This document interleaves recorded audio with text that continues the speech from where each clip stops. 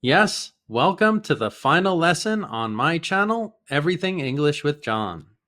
Before I go, I have a message for you.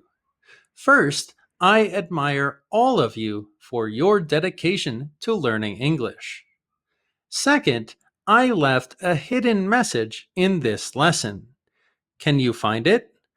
What's the theme? If you find it, let me know in the comment section. Now, let's study some important phrasal verbs for the last time. Number 1, fall for. We just played a prank on the teacher. Oh, wow. What did you do? We put a toy snake in his desk, and when he opened it, he screamed. It was hilarious. I can't believe he fell for that. That's such an old trick. He actually fell for the toy snake trick. To be tricked into believing something that's not true. I can't believe I fell for that fake lottery ticket prank. She fell for his disguise and didn't recognize him at all. Number 2, laugh off. What happened after he realized that it was a joke? He was fine with it, actually. Wow, that's surprising. I would be a little mad if someone did that to me. It's not so serious. He just laughed it off in the end. He thought it was creative. The teacher just laughed off the prank. It wasn't so serious. To laugh and treat something like it isn't a problem. To relax after a joke. She laughed off the incident as just a harmless joke. He managed to laugh off the embarrassing moment during his speech. Why do we use the word off in this phrasal verb? Well, when we laugh, it removes stress. The stress that's on our body, like pressure.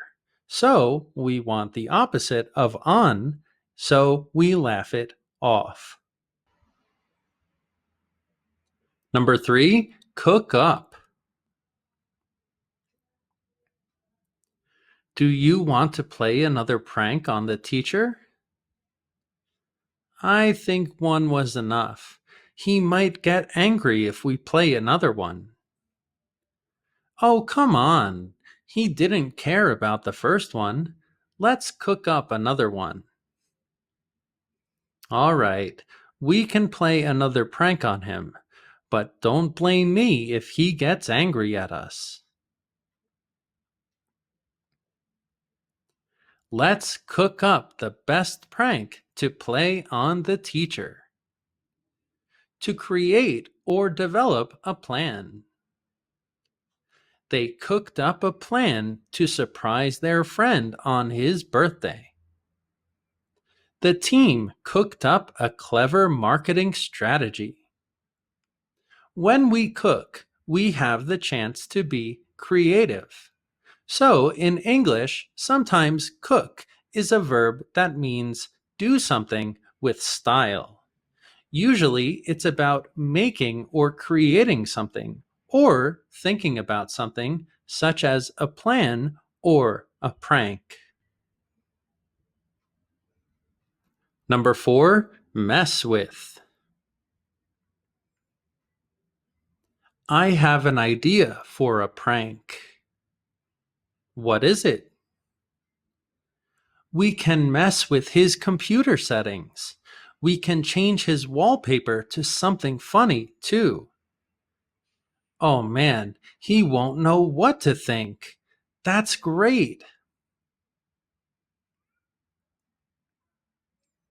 We can mess with his computer settings. To play a joke on someone or something, to create disorder. They love to mess with each other by hiding their things. Are you messing with me? Come on, be serious. Mess in English is a word that means disorder, something that's very disorganized. So if you mess with someone, you're not being serious. You're creating disorder. You're being funny. Number 5, play along.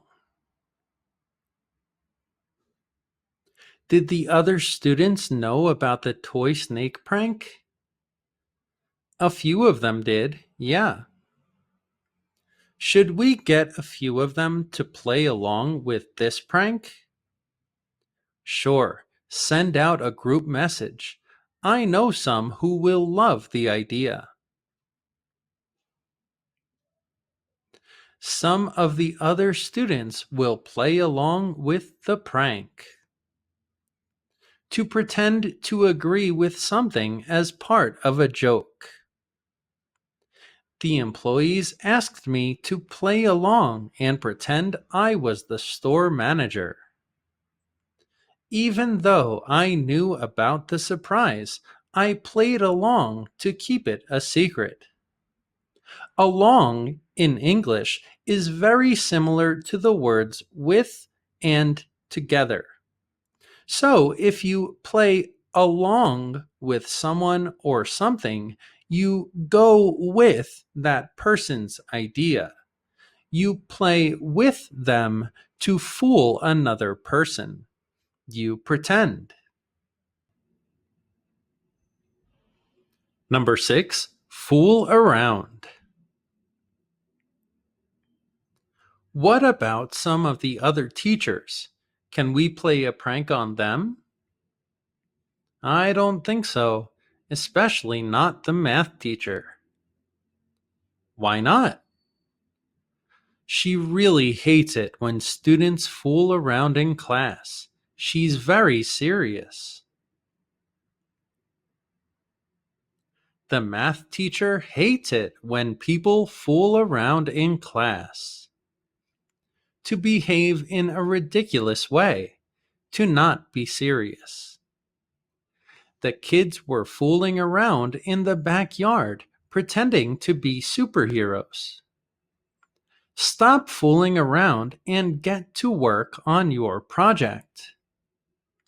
On April 1st, every year, we have a traditional holiday called April Fool's Day. On this special day, we play pranks on people and fool around. We do things that aren't serious to have fun with other people. Number 7, goof off. How about the history teacher? He's another serious teacher. Even on April Fool's Day? Yeah, you can never goof off in his class. He's even stricter than the math teacher. The history teacher hates it when you goof off in class. To fool around, to not be serious. They were goofing off all afternoon and not being serious. He got in trouble for goofing off during the meeting. If you're a Disney fan, maybe you know about the character Goofy. Goofy is a dog who's never serious. He falls down, he talks funny, and he makes jokes. So his name is Goofy, which is the adjective for this verb, goof off, to be goofy. Number 8, set up. Do you remember that one time the teacher played a prank on the students? Yeah, I remember. everyone thought he was serious. Well, he set them up the day before by telling them he had serious news for them. Yeah, I think it was for April Fool's Day last year. Everyone was so surprised. He set up the prank the day before April Fool's Day to prepare or arrange something. They set up a fake lottery win to trick their dad. The whole scenario was set up by her friends as a surprise. To set up means to prepare something, just like the app on your phone and your computer, the settings. You go into the settings to set up your computer. Number 9, trick into. He was really serious when he said he had news for them. Yeah, but he was just lying so he could play the prank. Exactly. The next day, he tricked them into thinking he was quitting. Can you believe that? Yeah, they were all crying and complaining when he said he was leaving. He tricked the students into thinking he was leaving the school. To lie to someone so they believe something that isn't true. She tricked her brother into doing her chores for her. They tricked their friend into thinking they had forgotten his birthday. To trick someone kind of means to lie to someone, and we trick someone into a situation. Remember, after these little prepositions, after these verbs like trick into, the word into, we use a gerund after these words. Trick someone into doing something. Trick someone into believing something. This is generally true for all phrasal verbs. Number 10, pull off. Honestly, he's really good at playing pranks. Yeah, he leads you to believe that he's serious, but then he delivers the joke. It's amazing how he can pull that off. I fall for it every time. Well, this time we're going to prank him. He can pull off a good prank every time he tries to successfully do a difficult task. They pulled off the surprise party without her suspecting a thing. He pulled off a prank that involved the whole school. There's not much logic to this phrasal verb, but if you pull something off, you do something that's very difficult. But it usually involves other people who don't believe it can happen. This phrasal verb is a bit of a surprise. Wow, he pulled off that prank. I didn't think it was possible, but he fooled me. Well, I hope you enjoyed my final lesson. Remember, if you found the theme of these phrasal verbs, please write it in the comment section. Let me know that you understood what this lesson was about. Please like, share, and subscribe, and see you in the next lesson.